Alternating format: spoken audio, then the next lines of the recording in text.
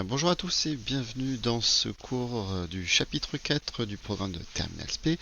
Et donc celui-ci s'intitule modélisation macroscopique de l'évolution d'un système. Donc modélisation, on voit ce que ça veut dire. Macroscopique, c'est à notre échelle de l'évolution d'un système. Alors d'un système chimique évidemment. Donc on va s'intéresser dans ce chapitre à savoir comment est-ce qu'on peut faire pour caractériser la vitesse à laquelle une réaction va pouvoir se faire. Et donc ça fait partie d'une discipline, et cette discipline s'appelle la cinétique chimie. Alors on avait déjà vu en mécanique ce que c'était que la cinétique, La cinétique c'est l'étude des vitesses, là c'est la vitesse de réaction des transformations chimiques.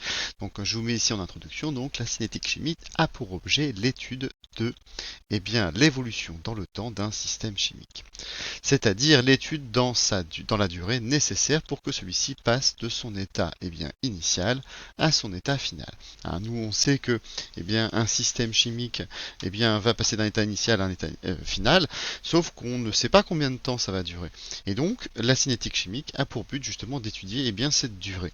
Alors on va classer les transformations chimiques en à peu près 3 catégories. Vous avez les transformations chimiques qu'on a l'habitude de voir. Ce sont celles-ci, par exemple les réactions de précipitation. Si vous mettez de la soude dans une solution qui contient des ions cuivre, vous allez avoir un précipité qui va se former quasiment instantanément, une seconde peut-être. Ça, c'est ce qu'on va appeler donc une transformation chimique rapide. Ce sont celles qu'on a l'habitude de voir. Par contre, il en existe certaines qui sont très très lentes. Par exemple, ici, si je prends l'exemple de la corrosion du fer, ici vous avez un train qui est en train de rouiller, ça se fait sur plusieurs années, plusieurs mois, voire plusieurs années. Et donc ça, c'est ce qu'on va appeler une transformation chimique très très lente. Donc le fer va rouiller, mais c'est très très lent. Et puis vous avez un peu un entre-deux, celle qui va durer quelques minutes. Par exemple ici, on prend un fil de magnésium et puis on le place dans de l'acide chlorhydrique. Et vous allez avoir la corrosion qui va prendre plusieurs minutes. Celles-ci, ce sont celles qui vont être lentes. Et ce sont ces transformations chimiques lentes qu'on va pouvoir étudier en TP, tout simplement parce que on va pouvoir suivre à l'œil nu l'évolution de la transformation chimique. On va voir qu'il va se passer, votre morceau de magnésium par exemple va mettre un petit peu de temps pour pouvoir se corroder, alors que celle-ci, j'ai pas le temps de le voir parce qu'elle est instantanée, et celle-ci elle va être trop lente, on va pas pouvoir les étudier. Donc ce sont surtout celles-ci que nous on va étudier en TP de chimie. Ce sont des réactions qui sont lentes, et donc on va donner comme définition qu'une transformation chimique peut être considérée comme lente si l'œil nu peut suivre son évolution. Dans le cas contraire, elle est considérée comme rapide. Voilà. Alors, ce qui va être très intéressant pour nous en chimie, c'est de voir si on ne peut pas justement, soit accélérer certaines transformations, soit les ralentir. Par exemple, la corrosion du fer, la plupart du temps, c'est un problème. Est-ce qu'il n'existe pas un moyen pour pouvoir la ralentir?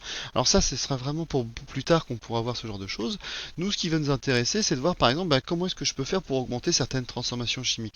On imagine bien que dans l'industrie, plus vous allez pouvoir avoir un procédé de fabrication rapide, et plus vous allez gagner du temps et donc forcément de l'argent.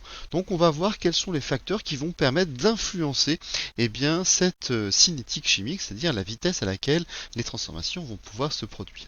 Alors le premier facteur, alors qu'on verra sous forme d'expérience ou de TP, je ne sais pas encore, le premier c'est la température. Et donc en fait, en général, on vous dit l'évolution d'un système chimique est d'autant plus rapide que sa température est élevée.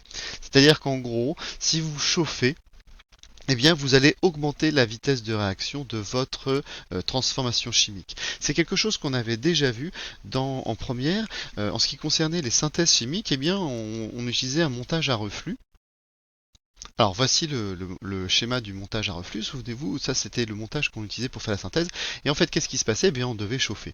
Et ce que je vous avais dit, c'est que le fait de chauffer permet d'augmenter la vitesse de réaction. C'est le cas pour quasiment la totalité, à part quelques exceptions de transformation chimique. Alors, ce principe d'augmenter la vitesse de transformation, il est bien connu puisque c'est le principe de l'autocuiseur.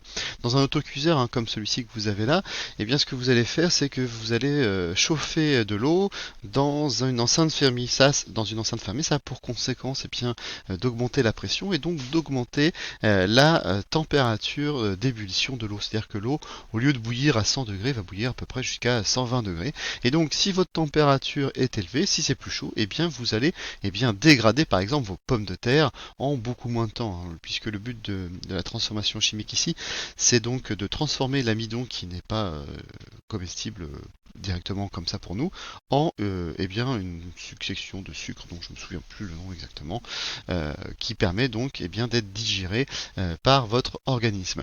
Donc on vous dit donc c'est 15 minutes de préparation des pommes de terre au lieu de 45 minutes dans la casserole. Et donc inversement, eh bien plus la température est basse et plus les réactions sont lentes. C'est le principe justement du réfrigérateur. Dans le réfrigérateur, eh bien la température est plus basse, les transformations chimiques qui vont décomposer vos aliments et qui vont les dégrader, eux, eh bien va être plus lente. Voilà, donc c'était un petit exemple ici pour comprendre dans la vie de tous les jours quelle est l'influence de la température comme étant un facteur cinétique. Alors, deuxième facteur cinétique que l'on va voir, hein, c'est l'influence de la concentration. Alors pareil, on fera ça sous forme d'expérience en classe. Et donc, eh bien, on s'apercevra que eh bien, plus vous allez avoir une concentration importante de vos réactifs, et plus la vitesse de votre réaction sera élevée. Alors, on expliquera ça un peu plus tard dans le chapitre numéro 5.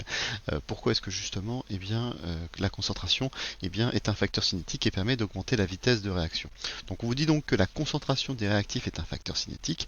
La durée d'une transformation chimique diminue quand la concentration du réactif en excès eh bien, va augmenter.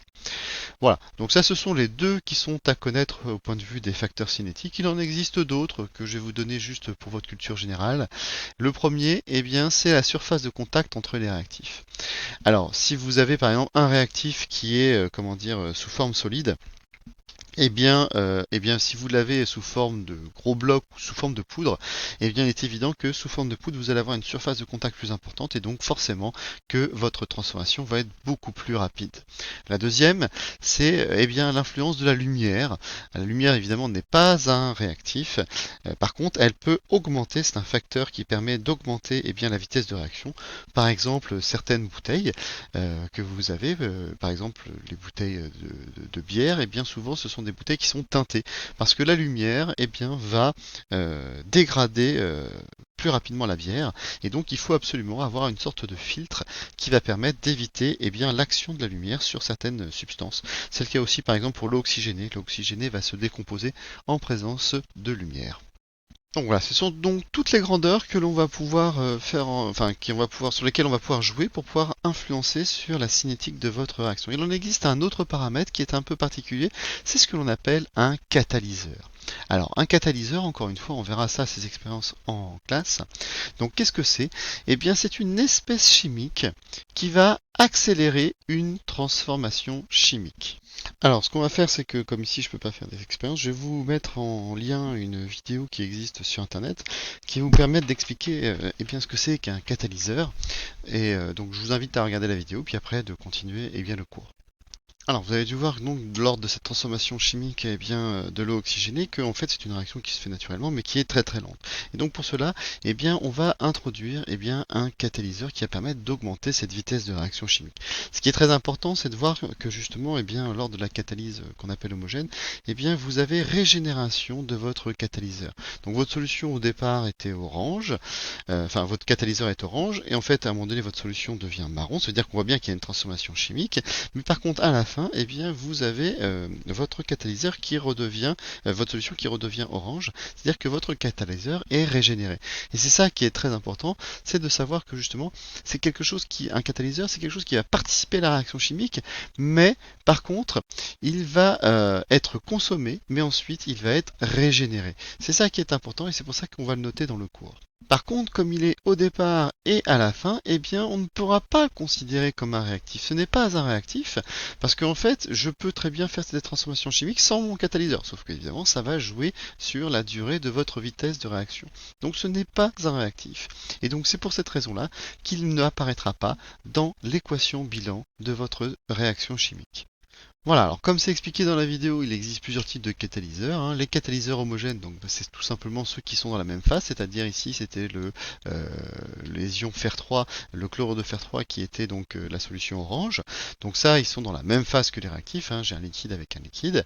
Je peux avoir un catalyseur hétérogène, c'est-à-dire que par exemple ici c'est le fameux fil de platine, vous avez un solide dans un liquide, donc là ils ne sont pas dans la même phase.